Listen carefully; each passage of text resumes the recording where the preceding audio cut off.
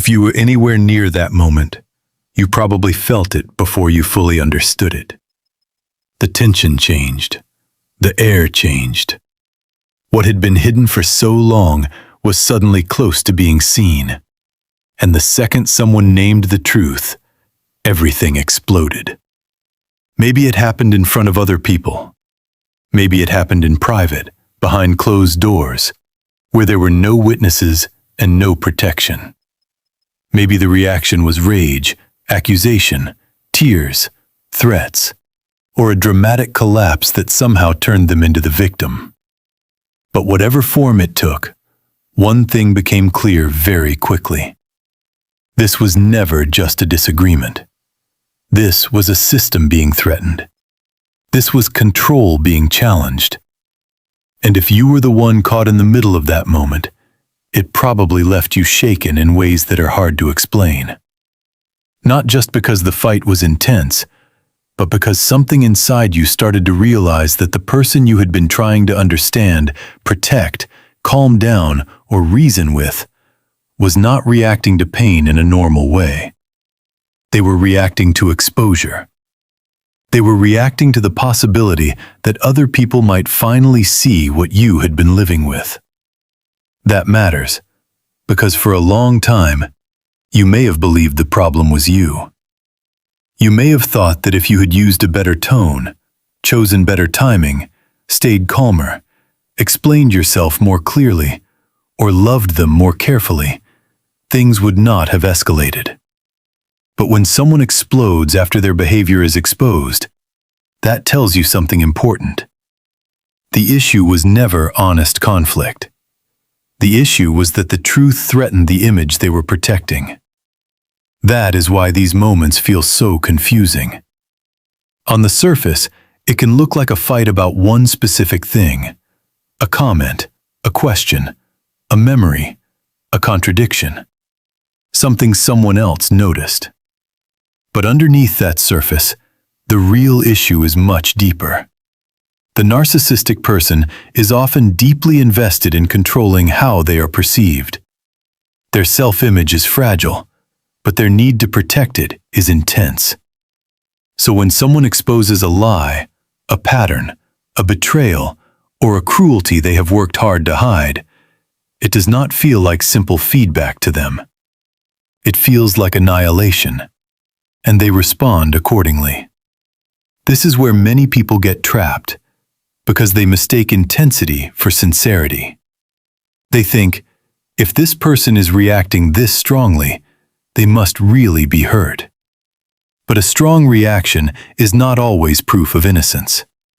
Sometimes it is proof that the truth got too close. What often happens next is predictable once you understand the psychology. First comes denial. That never happened. You misunderstood. You are crazy. They are lying. Then comes deflection.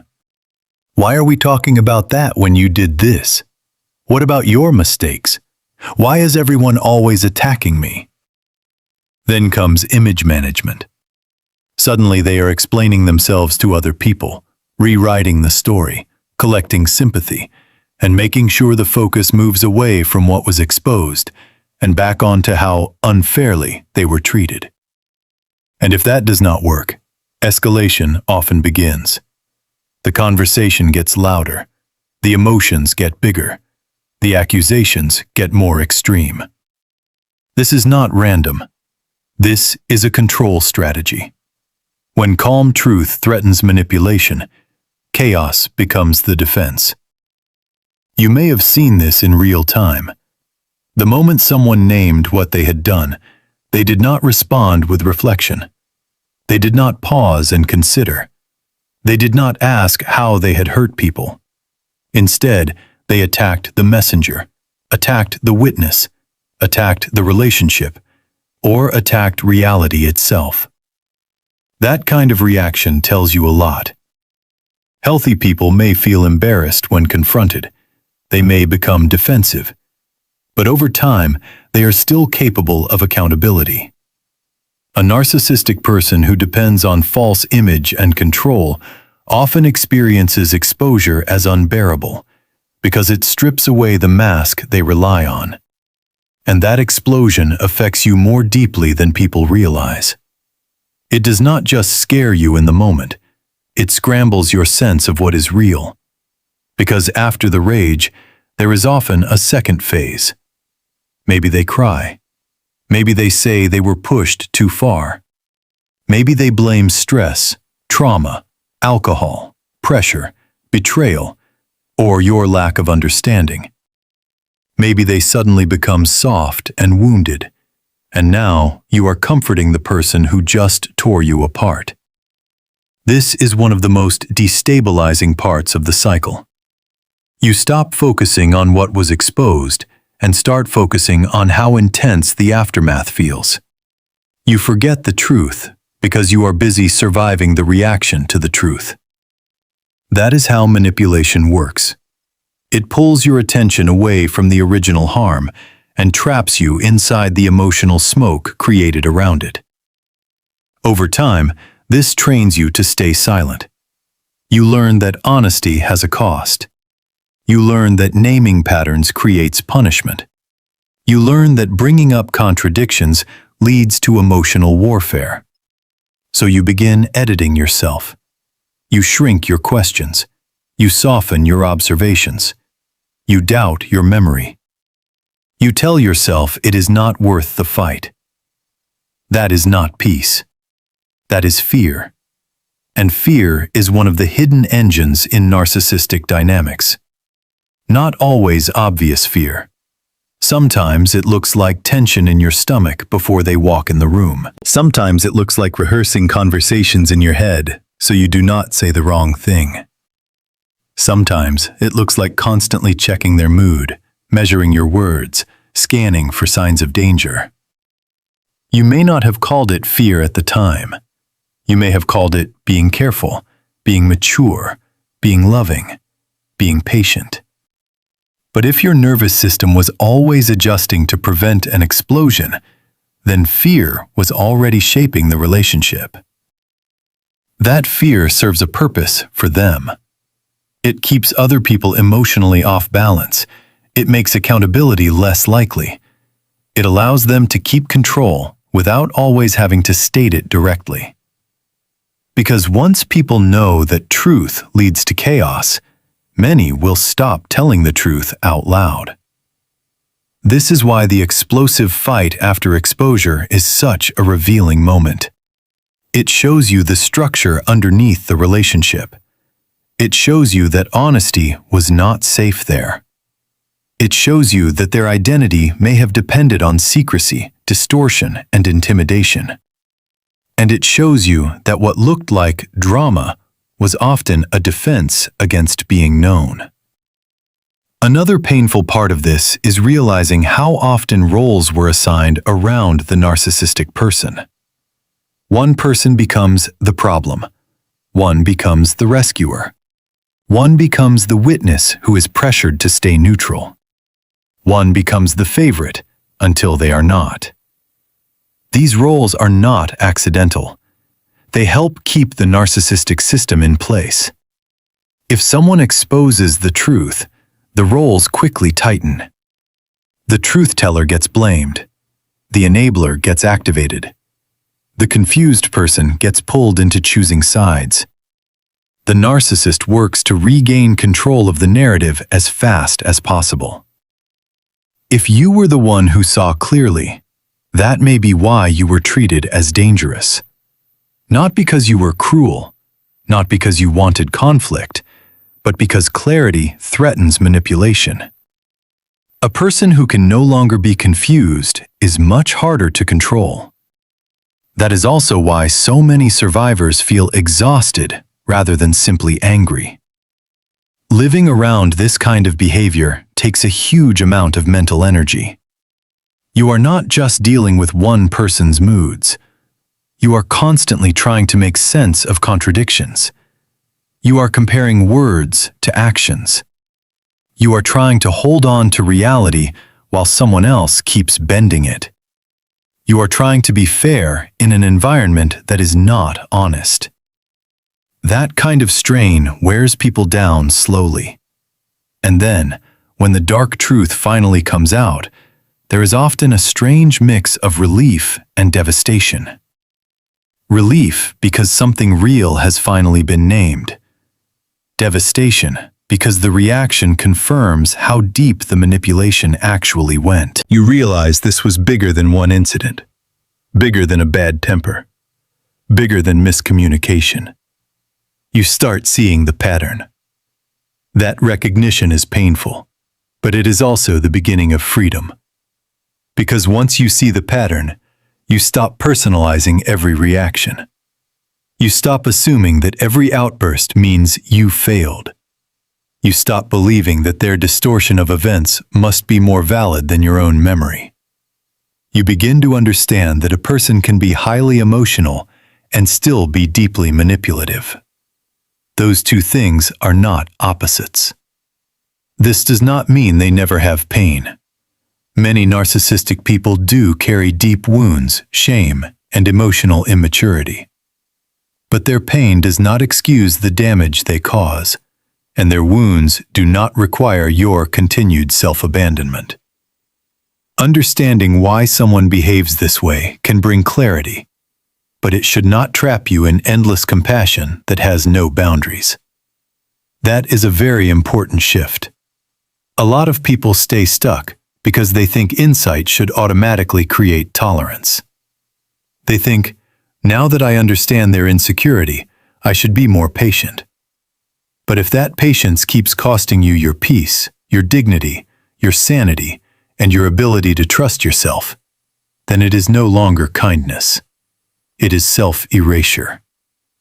Real clarity begins when you stop asking, how do I get them to understand what they did? And start asking, what does their pattern tell me about what is possible here? That question changes everything. Because some people are not confused. They are invested. They are invested in blame, in image, in control, in emotional dominance, in avoiding true accountability.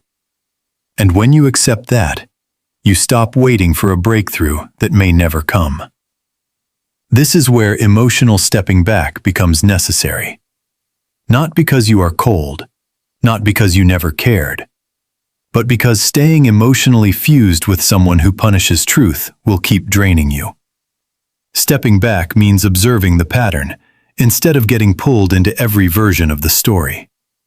It means noticing how often exposure leads to rage, how often confrontation leads to reversal, how often your pain disappears from the conversation the moment you bring it up. Calm detachment is powerful here. Not dramatic silence. Not revenge. Not trying to win. Just a quieter refusal to keep participating in distortion. You do not have to argue with every lie. You do not have to defend yourself against every accusation. You do not have to keep offering truth to someone who only uses it to build their next defense. Sometimes the healthiest thing you can do is become less available to the cycle, less available for the bait, less available for the guilt, less available for the panic that follows exposure. When you stop feeding the confusion, you begin to reclaim your mind. This is also where boundaries stop being abstract and become real. A boundary is not trying to control their behavior. It is deciding what you will no longer absorb. It is deciding what access they no longer get to your emotions, your time, your body, your home, your peace, or your attention. It is understanding that love without boundaries becomes permission for harm. That can feel uncomfortable at first, especially if you were trained to prioritize their reactions over your well-being. You may feel guilty. You may feel selfish. You may even feel cruel for becoming less emotionally available. But protecting yourself from manipulation is not cruelty. It is maturity. And self-respect often begins in very quiet ways. It begins when you believe your own memory without needing their agreement. It begins when you stop over-explaining. It begins when you let their anger belong to them. It begins when you no longer measure your goodness by how much pain you can tolerate. If someone exploded because their darkest behavior was exposed, that does not mean the exposure was wrong. In many cases, it means the truth hit the exact place they were desperate to keep hidden. Their reaction may have been loud, dramatic, and overwhelming, but that does not make it more truthful. Noise is not truth. Intensity is not honesty. A breakdown is not always remorse. And healing means learning to separate those things. It means recognizing that your confusion was not a sign of weakness. It was a normal response to abnormal emotional pressure. It means understanding that your exhaustion was not because you were too sensitive. It was because you were carrying the emotional cost of someone else's manipulation. It means accepting that the relationship hurt not just because of what happened, but because of how often reality itself was turned against you. As healing continues, something important starts to return. Your internal steadiness.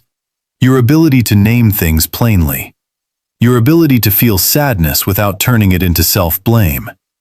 Your ability to remember what happened without immediately wondering if you were unfair. That is real progress. Not becoming numb, not pretending it did not matter, but becoming clear enough that the truth no longer shakes you the way it used to. And with that clarity comes a different kind of strength. Not the strength to fight harder. The strength to stop fighting for what keeps harming you. The strength to let people reveal themselves and believe what you see. The strength to understand that closure does not always come from their confession. Sometimes it comes from your own acceptance. You may never get the apology that matches the damage. You may never get the honest conversation. You may never get a clean ending where they admit what they did and release you with dignity. But you can still heal. You can still build a life that is no longer organized around their reactions. You can still become someone who is not easily pulled back into chaos. That is what peace starts to look like.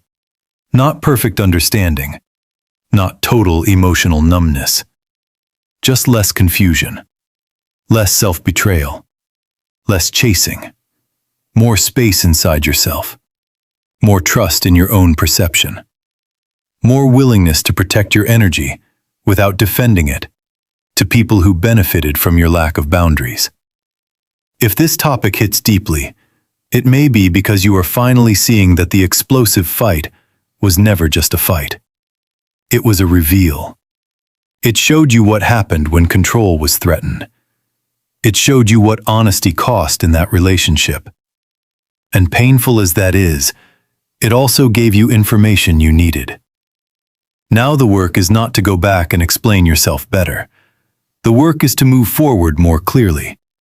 To stop handing your reality to someone committed to distorting it. To stop calling survival love. To stop calling fear patience. To stop calling emotional domination a complicated relationship. You were not the problem they trained you to believe you were. You were living inside a dynamic where truth was dangerous because control mattered more than connection. Once you see that, your healing can become much simpler, even if it is not easy. And simple is enough. You do not need dramatic answers. You do not need a final showdown. You do not need to expose them to everyone. You just need your clarity back.